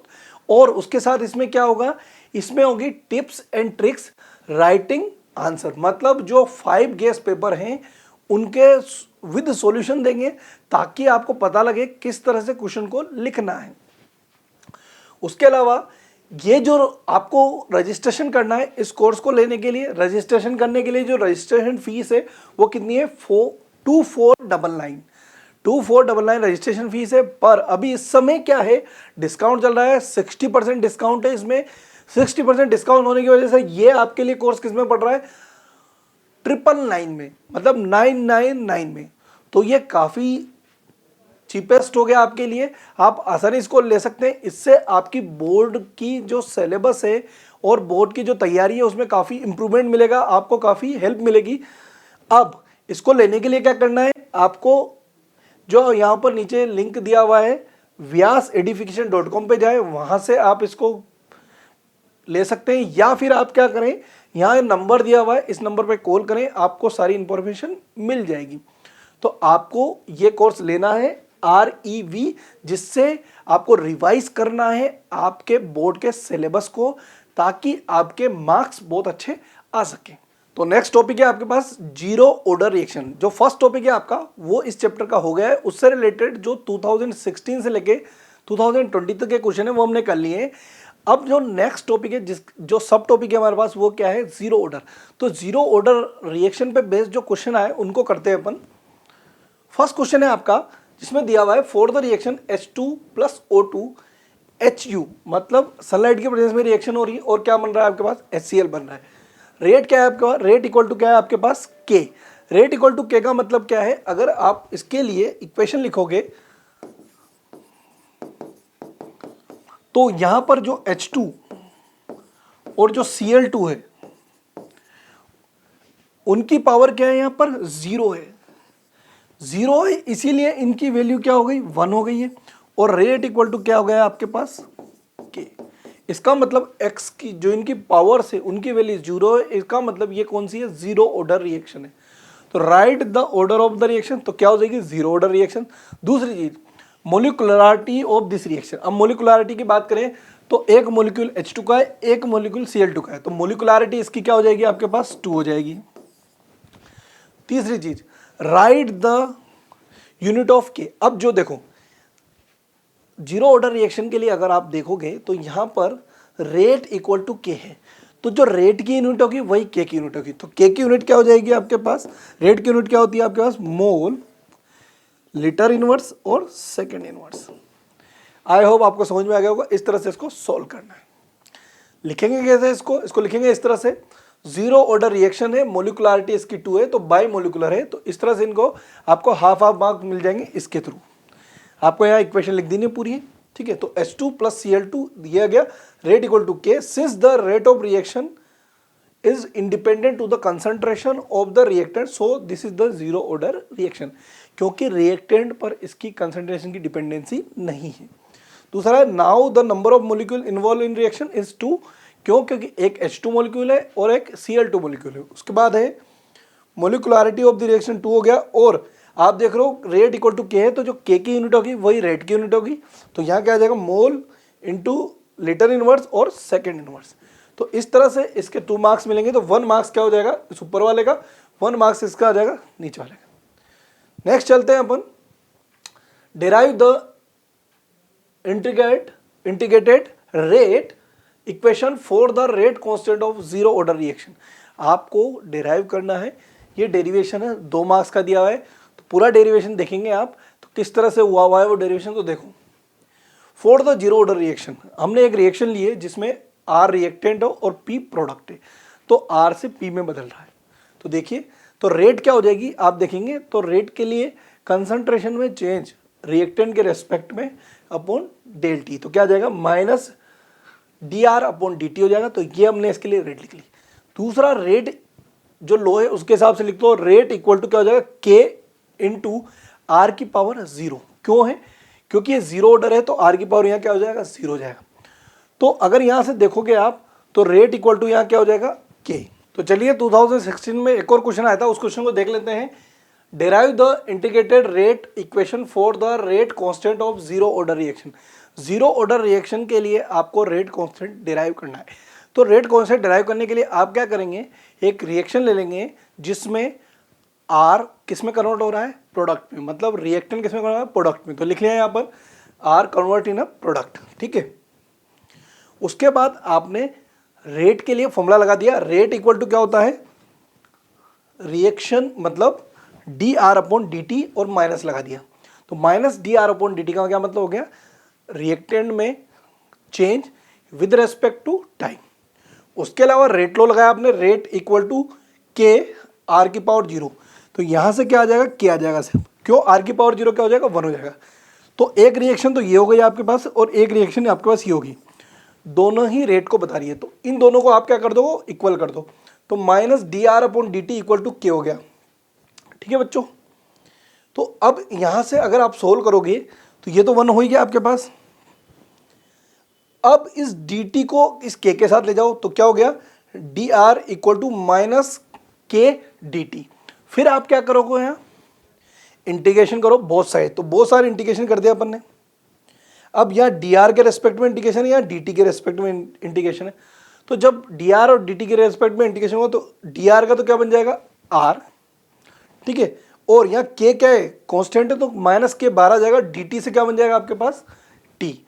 तो यहाँ पर जो फाइनली इसके बाद जो स्टेप है वो क्या हो गया आपके पास, डी आर हो जाएगी। और इसके अलावा यहाँ क्या हो जाएगी आपके पास, माइनस के, और यहाँ टी की वजह से क्या आ जाएगा आपके पास, इंटू टी प्लस, और इसको इस तरह से लिखेंगे तो यहाँ लिख देंगे अपन एक कांस्टेंट सी। आई होप आपको समझ में आएगा। और ये इक्वेशन हो गई हमारे पास फर्स्ट, इसने यहाँ इसको फर्स्ट और सेकंड दिया तो आप इसको थर्ड इक्वेशन दे सकते हो, पर मैंने यहाँ फर्स्ट सेकंड से तो रोमन संख्या में हमने दिया इसको फर्स्ट। तो ये आपके पास एक इक्वेशन आएगी। ये यहाँ तक आप करोगे तो हाफ मार्क्स तो इस पूरे को बनाने का है और हाफ मार्क्स यहाँ तक मिल जाएगा आपको। तो मतलब 1 मार्क्स तो आपको मिल गया है। उसके बाद आपको क्या करना है, आप देख रहे हो कि यहाँ इसमें सी की वैल्यू निकालनी है मैं, कांस्टेंट की वैल्यू। तो आप क्या करो, t इक्वल टू 0 लिख दो। t इक्वल टू 0 का मतलब क्या हो गया, मतलब हम जब रिएक्शन स्टार्ट करने मतलब t इक्वल टू 0 टाइम, मतलब इनिशियल कंडीशंस पर। तो t इक्वल टू 0 तो r, तो t इक्वल टू 0 जैसे लिखोगे r इक्वल टू क्या हो जाएगा, c। तो c की वैल्यू क्या होगी, r0। तो r0 इक्वल टू क्या हो जाएगा, a। तो हम यहाँ लिख रहे हैं सब्स्टिट्यूटिंग द इक्वेशन फर्स्ट। तो ये जो r0 की जगह हम r की जगह क्या लिख लेंगे, r0। तो यहाँ आ जाएगा r0 equal to minus K equal to 0 plus C. I hope आपको समझ में आएगा क्या किया आपने। हमने क्या किया, t इक्वल टू 0 लिया और r equal to initial condition of r0, मतलब t0 टाइम पर कंसंट्रेशन क्या होगी, r0, वो हमने इसमें वैल्यू में रख दी। तो c इक्वल टू क्या हो गया, r0 हो गया। अब c इक्वल टू r0 को आप यहाँ पुट कर दो फर्स्ट इक्वेशन में, तो r इक्वल टू क्या हो गया, माइनस के टी प्लस r0। ये आपके पास फाइनल इक्वेशन आ गई। इस इक्वेशन को और मॉडिफाई करके लिख सकते हो आप, कैसे, जैसे k की वैल्यू निकालनी है तो क्या लिखोगे, r0 जो है इसमें से इसको माइनस कर दो तो क्या हो जाएगा, r0 माइनस r, और t को डिवाइड कर दो तो k इक्वल टू क्या हो जाएगा, r0 minus r upon T. r0 क्या है, इनिशियल कंसंट्रेशन ऑफ रिएक्टेंट, और r क्या है, t टाइम पे जो यहाँ पर लिखा हुआ है। तो इस तरह से आपके पास लास्ट फाइनल रिएक्शन आएगी जो आपने पूछी गई है कि the derive the integration reaction. कुल मिला के इस रिएक्शन को इस तरह से भी लिख सकते हो आप, यहाँ भी छोड़ सकते हो और इसको पूरा यहाँ तक भी कर सकते हो। तो ये यहाँ पर 1 मार्क्स यहाँ से और आ जाएगा इस रिएक्शन का। तो टोटल ये क्या होगा, 2 मार्क्स की रिएक्शन हो जाएगी और 2 मार्क्स का डेरिवेशन हो जाएगा। आपको इस तरह से सफाई से इसको करना है। उसके बाद नेक्स्ट चलते हैं अपन। नेक्स्ट क्वेश्चन है आपके पास, the decomposition of ammonia on platinum surface is 0 order reaction. If the rate constant K is this, how long will it take to reduce the initial concentration of NH3 from 0.1 to 0.0464। अभी आपने derivation किया था, उसी derivation की value को काम में लेना है। आपने क्या किया था, K इक्वल टू क्या लिखा था आपने, R0 minus RT upon T। तो ये वही है। तो देखिए आपको कैसे काम में लेना है। यहां गिवन वैल्यू की बात करें,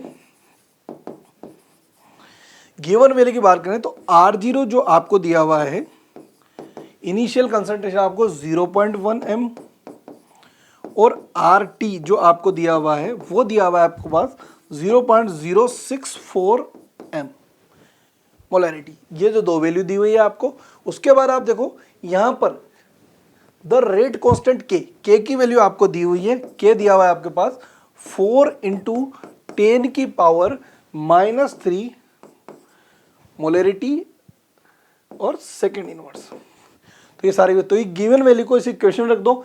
इक्वेशन जो लिखोगे आप उसके आपके पास 1 मार्क्स है। फिर ये गिवन डाटा लिख के फिर वैल्यू पुट करोगे, इसके भी 1 मार्क्स है। वैल्यू पुट करने का मतलब है आपको उसको सोल्व करके दिखाना है। तो 0.1 में से इसको माइनस कर दोगे आप, तो जो भी वैल्यू आएगी उसको काटोगे तो आपका 9 सेकंड है। तो इसको सोल्व करके देख लेते हैं अपन। 0.1, तो देखो 0.1 तो यहाँ आपके पास क्या हो जाएगा 6, फिर 9 में से 3 और फिर यहाँ क्या हो जाएगा आपके पास, देखो 110, तो यहाँ पे आ जाएगा वो 0 पॉइंट, ये अपॉन क्या आ जाएगा 4 इंटू 10 की पावर -3।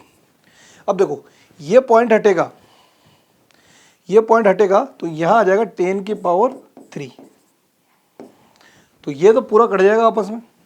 और 4 से ये 36 9 टाइम, तो यहाँ क्या आ जाएगा 9 सेकेंड।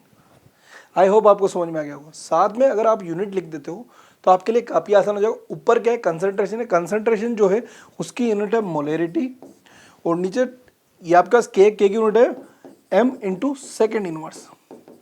तो m से m कट जाएगा और सेकेंड ऊपर चला जाएगा। आई होप आपको समझ में आ गया होगा। इस तरह से 9 सेकंड इसकी वैल्यू हो जाएगी। तो ये 3 मार्क्स का क्वेश्चन था, काफ़ी इजी था, सिर्फ आपको फॉर्मूला याद रखना था। अगर आप इस वीडियो को अच्छे से देखते हो तो आपको सारे फॉर्मूले याद हो जाएंगे, क्योंकि हर क्वेश्चन लगभग एक जैसे हैं और क्वेश्चंस में हम बार बार फॉर्मूला रिपीट कर रहे हैं। तो हमारा उद्देश्य भी यही है कि आप इनको ज़्यादा से ज़्यादा देखें, ज़्यादा से ज़्यादा देखेंगे और ज़्यादा से ज़्यादा इनको शेयर भी करें, ताकि और भी बच्चों को ये फ़ायदा हो इन वीडियोज़ का। नेक्स्ट है आपके पास क्वेश्चन दिया हुआ है आपको 2 मार्क्स का, define the order of reaction, predict the order of reaction in the given graph. आपको 2 ग्राफ दिए हुए हैं, आपको यहाँ से प्रिडिक्ट करना है ऑर्डर ऑफ द रिएक्शंस का। एंड वेयर R0, हम यहाँ जो R0 दिया हुआ है is the initial concentration of reactant and T12 is a half time. अब देखो T12 और R0 के बीच में ग्राफ बना हुआ है, तो आप ध्यान दो इनिशियल कंडीशन से इसका कोई लेना देना नहीं है, और ये बिल्कुल क्या है कांस्टेंट है। दूसरे ग्राफ में आप देख रहे होगे जैसे जैसे इनिशियल जो कंसंट्रेशन वो बढ़ती जाती है, T12 की वैल्यू भी बढ़ती जाती है। तो दोनों को आप चेक करो। आपने देखा था जीरो ऑर्डर रिएक्शन में इनिशियल कंसंट्रेशन से कोई लेना देना नहीं है। तो दोनों ग्राफ की बात करें तो जो फर्स्ट ग्राफ है आपके पास, तो आप the sum of the power of the concentration of the reactant in the rate law expression is called order of the reaction. ये तो कई बार बता दिया हमने, तो बार बार आप वही चीज़ लिखनी है। मतलब जो पावर होती है रेट लॉ के अंदर कंसंट्रेशन के ऊपर, वही पावर क्या कहलाती है हमारी ऑर्डर ऑफ द रिएक्शन। तो रेट इक्वल टू के, ए की पावर एक्स, बी की पावर वाई, तो एक्स प्लस वाई का ऑर्डर ऑफ रिएक्शन है। तो ये 1 मार्क्स तो इसका हो गया, जो फर्स्ट जो लाइन लिखी हुई है डिफाइन का। दूसरा आपको ये इसके लिए बारे में बताना है, तो दोनों ग्राफ के बारे में। तो पहला जो ग्राफ है जिसमें जो इनिशियल कंसंट्रेशन पे इसकी डिपेंडेंसी नहीं है, तो आप देखोगे T12 इक्वल टू होता है 0.693 अपॉन के। ये फॉर्मूला होता है हाफ टाइम का, किसका, फर्स्ट ऑर्डर रिएक्शन का। तो फर्स्ट ऑर्डर रिएक्शन के लिए ये फॉर्मूला होगा। तो आप देखो यहाँ पर इनिशियल कंसंट्रेशन का वैल्यू नहीं है, तो मतलब इनिशियल कंसंट्रेशन पे डिपेंड नहीं करती। तो ये फर्स्ट ग्राफ जो होगा ये फर्स्ट ऑर्डर, मतलब ये फर्स्ट ऑर्डर, ये क्या होगा बेटा हमारे पास फर्स्ट ऑर्डर रिएक्शन का ग्राफ है, ये वाला फर्स्ट ऑर्डर रिएक्शन का ग्राफ है। और ये दूसरा क्या है हमारे पास जीरो ऑर्डर रिएक्शन का ग्राफ है आपके पास। क्यों? क्योंकि यहाँ पर जीरो ऑर्डर रिएक्शन का जो हाफ टाइम है वो क्या होगा R0/2K। R0/2K सर ये कहाँ से आया? तो आप देखो अभी हाल आपने देखा था, जो आपने फॉर्मूला देखा था K equal to R0 minus RT/T, ये देखा था। अब यहाँ अगर हम बात करें T12, तो इसको T12 बना दूं मैं, तो ये क्या हो जाएगा K तो वैसा वैसे रहेगा। पर ये जो R0 है इनिशियल, या RT क्या हो जाएगा हाफ, मतलब R0/2, तो ये R0/2 हो जाएगा। तो इससे ये निकल के आएगा, तो यहां से क्या आ जाएगा अपन पास R0/2 आ जाएगा माइनस अपॉन K। तो यहाँ से क्या आ जाएगा R0/2 और ये आपके पास आएगा नीचे K, तो ये आ जाएगा आपके पास T12। तो आप देखोगे जीरो ऑर्डर रिएक्शन में जो है वो इनिशियल कंडीशन पर ये डिपेंड कर रहा है। तो आई होप आपको क्लियर हो गया होगा ये किस तरह से निकला है। उसके बाद नेक्स्ट है आपके पास 25 सॉरी, जिसमें 2 मार्क्स का क्वेश्चन है। कंसीडर द रिएक्शन R से P पे जा रही है for the which change in a concentration of R with time is shown by the graph. तो आप ग्राफ को देखो, कंसंट्रेशन ये R है और टाइम, तो आप देख रहे होंगे कंसंट्रेशन T0 टाइम पर जो एक पीक पे थी धीरे धीरे किधर हो रही है, 0 की तरफ जा रही है। तो predict the order of the reaction and what does the slope of the curve indicate. तो ये क्या बता रहा है, तो आप देखोगे ये किधर जा रहा है, इनिशियल कंसंट्रेशन से धीरे धीरे टाइम जैसे जैसे बढ़ रहा है वो क्या हो जा रहा है, डाउन होता जा रहा है। तो आप देखोगे AT equal to minus KT equal to A0 इसकी वो हो जाएगी, तो ये T टाइम पर और ये इस पे। अब आप यहाँ देखोगे तो ये रिएक्शन, ये जो ग्राफ है किसका है, जीरो ऑर्डर रिएक्शन का।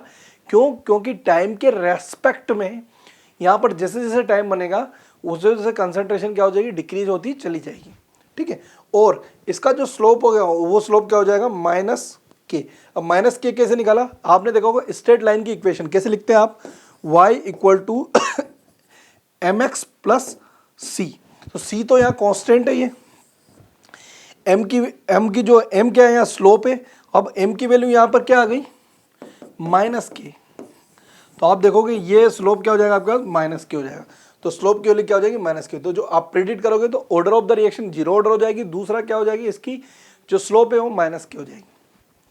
उसके बाद नेक्स्ट चलते हैं, आपके पास वैसा का वैसा ही क्वेश्चन है जो अभी पूछा गया है। विशा plot a graph between the concentration of R and time for the R2P on the basis of graph, answer the following question. अब सेम क्वेश्चन है 3 + 2 मार्क्स का। तो इसमें फर्स्ट जो है 3 मार्क्स का है, इसमें 3 question. Predict the order of the reaction, what does the slope of the line indicate, ये जो लाइन है क्या इंडिकेट कर रही है। दूसरा what are the unit of rate constant, बस इसमें एक और जोड़ दिया है, what are the unit of rate constant. उसके बाद नेक्स्ट क्या है, द फर्स्ट ऑर्डर रिएक्शन। अब ये फर्स्ट ऑर्डर रिएक्शन का है जो हम फर्स्ट ऑर्डर में पढ़ेंगे। तो यहाँ तो हम इसको ही सोल्व करेंगे। क्या है हमारे पास 3 मार्क्स का क्वेश्चन में, प्रिडिक्ट द ऑर्डर। तो ये कौन सी होगी, जीरो ऑर्डर, अभी जस्ट देखा है वैसा का वैसा ही है। दूसरा क्या है हमारे पास, what does the slope of the line. तो slope of the line indicate हमें क्या बता रही है, उसकी स्लोप को बता रही है। तो स्लोप क्या है हमारे पास यहाँ, y equal to mx plus c। तो m, यहाँ जो m है वो क्या हो जाएगा आपके पास, -K। इस स्ट्रेट लाइन का स्लोप क्या हो जाएगा, -K हो जाएगा। तो यहाँ -K आ जाएगा। Second, what are the unit of the rate constant. अब आप देखोगे जीरो ऑर्डर रिएक्शन में जो रेट होती है वही रेट कांस्टेंट के बराबर होती है। तो जो रेट की यूनिट होगी वही K की यूनिट होगी। तो K की यूनिट क्या हो जाएगी, मोल लीटर इनवर्स और सेकंड इनवर्स। आई होप आपको समझ में आ गया होगा। उसके बाद फर्स्ट ऑर्डर रिएक्शन। तो नेक्स्ट जो इसका लेक्चर है उसके अंदर फर्स्ट ऑर्डर रिएक्शन और फिर सेकंड ऑर्डर रिएक्शन और collision theory and activation energy के बारे में क्वेश्चंस करेंगे। तो आपने देखा हमने इस चैप्टर को 5 टॉपिक्स में डिवाइड किया था। 2 टॉपिक्स के हमने क्वेश्चन कर लिए। फर्स्ट जिसके अंदर हमने रेट ऑफ रिएक्शंस और उनके फैक्टर डिपेंडेंसी उनके ऊपर क्वेश्चन किए, साथ में हमने जीरो ऑर्डर रिएक्शन के भी क्वेश्चन किए। तो good luck guys, thank you for watching. Like करें, सब्सक्राइब करें और ज़्यादा से ज़्यादा बच्चों तक पहुंचाएं, क्योंकि ये फ्री ऑफ कॉस्ट है और इससे आपको अच्छी तैयारी हो जाएगी। लास्ट 5 ईयर के क्वेश्चन से बार बार क्वेश्चंस वैसे के वैसे आते हैं, पैटर्न आपने देखे हैं वैसे के वैसे ही रिपीट होते हैं। तो आप ज़्यादा से ज़्यादा इसको देखेंगे तो आपको पैटर्न याद हो जाएंगे, साथ में आपको फॉर्मूलाज भी याद हो जाएंगे। तो आपके लिए बोर्ड की प्रिपरेशन काफ़ी आसान हो जाएगी। तो थैंक यू।